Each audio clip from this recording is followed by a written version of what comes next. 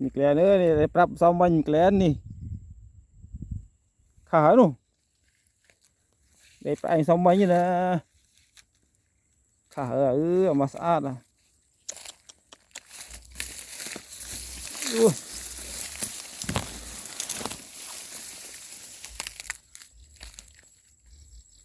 สะอาดมีแกลนนู่นร้อนนะ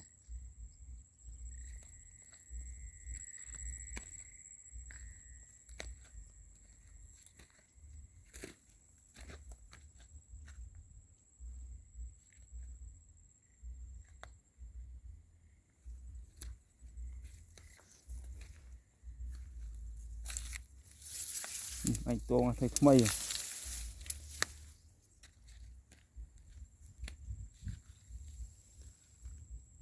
anh tuồng chứ